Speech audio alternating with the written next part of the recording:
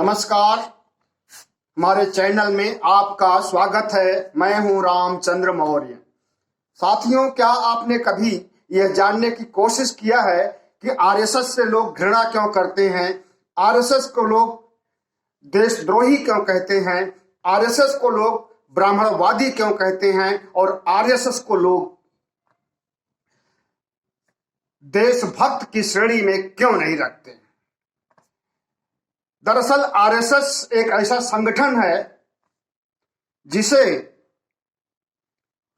एक एजेंडे के तहत बनाया गया है, और वह एजेंडा है हिंदू राष्ट्र और ब्राह्मणवाद का विकास।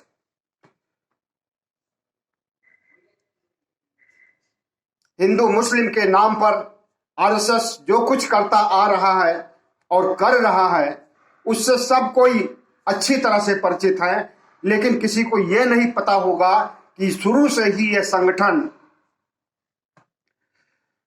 देशद्रोही था और आज भी है। देशद्रोही ही नहीं, बल्कि समाज के लिए, लोकतंत्र के लिए, भारत के लिए, संविधान के लिए यह संगठन खतरनाक साबित हो रहा है। इधर जो हरिद्वार में हुआ, जो छत्तीसगढ़ में हुआ, जो दिल्ली में हुआ, जो चित्रकूट में हुआ, और जो होने वाला है, उसके पीछे आरएसएस और भारतीय जनता पार्टी का ही हाथ है, किसी और का नहीं है।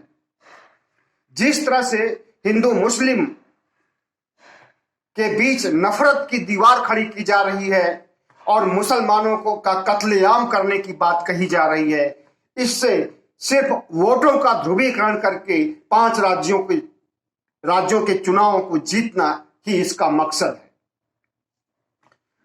इस मकसद में वो कामयाब भी दिख रहा है, क्योंकि ज्यादातर हिंदू संगठन या हिंदूवादी लोग इसके समर्थन में अब उतर आए हैं। हालांकि बुद्धिजीवी, पत्रकार, लेखक और समाज के जागरूक लोग इस चीज की भर्त्सना कर रहे हैं, निंदा कर रहे हैं, आलोचना कर रहे हैं, लेकिन उसे ध्रुवीकरण करने में मदद मिली है, ये मानना पड़ेगा। और इसी के आधार पर वो चुनाव जीतना चाहता है, क्योंकि उसके पास विकास के लिए बताने के लिए कुछ भी नहीं है और न आगे के लिए विकास करने की कोई कार्य योजना है। तो भारतीय जनता पार्टी और आरएसएस जो घिनौना खेल खेल रही है, इससे न सिर्फ देश का नुकसान हो रहा है, राष्ट्र का नुकसान हो रहा है, बल्कि अंतरराष्ट्रीय स्तर पर भी भारत की बदनामी हो रही है, भारत की भर्त्सना हो रही है, और खास करके ब्राह्मणवादी समाज आरएसएस और बीजेपी की धज्जियां उड़ाई जा रही है। आपने सुना होगा कल नसीरुद्दीन शाह ने क्या आरोप लगाए, और वो आरोप नाजायज नहीं है, सही है।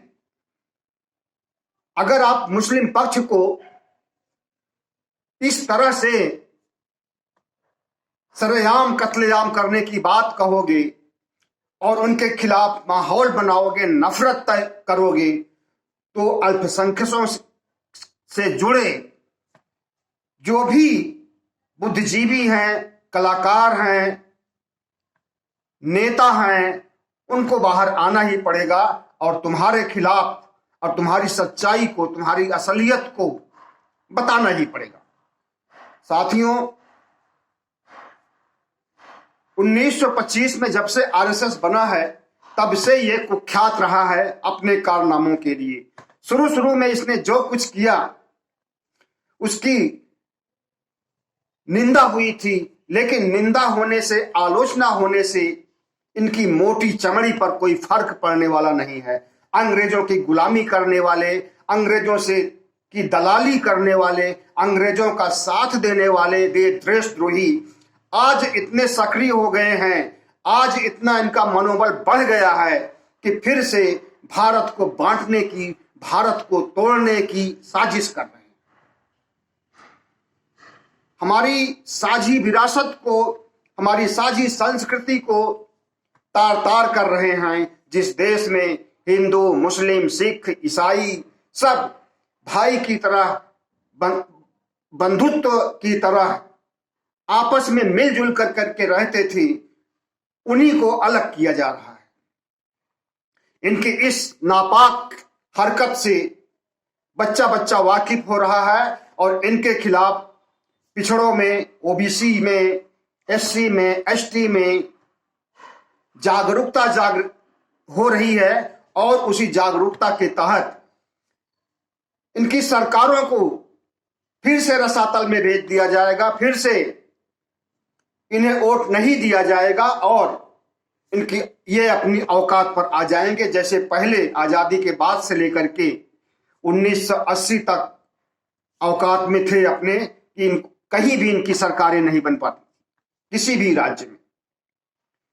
लेकिन कुछ कांग्रेस की कमजोरी कही जाए और कुछ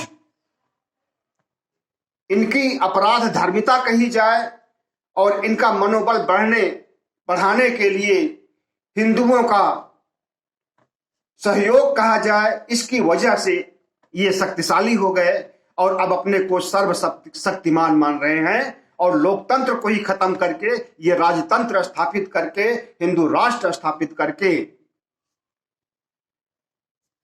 अपनी सत्ता को हमेशा के लिए बनाए रखना चाहते हैं। इनकी इस हरकत को और इस घटिया प्रवृत्ति को समझना होगा देशवासियों को, बहुजन समाज को, ओबीसी, एससी, एसटी को, और इनका बहिष्कार करना होगा सामाजिक स्तर पर, राजनैतिक स्तर पर, धार्मिक स्तर पर, आर्थिक, सांस्कृतिक हर स्तर पर इनका बहिष्कार करना होगा, तब इनकी अकल ठिकाने आएगी और इनके सपनों को कामयाब नहीं होने दिया जाएगा।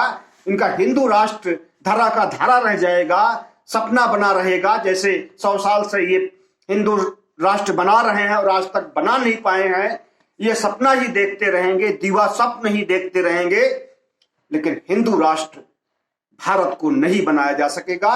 भारत धर्मनिरपेक्ष राष्ट्र था, भारत धर्मनिरपेक्ष राष्ट्र है और भारत धर्मनिरपेक्ष राष्ट्र रहेगा। बहुत बहुत धन्यवाद। हमारे चैनल को सब्सक्राइब कीजिएगा, लाइक कीजिएगा, शेयर कीजिए।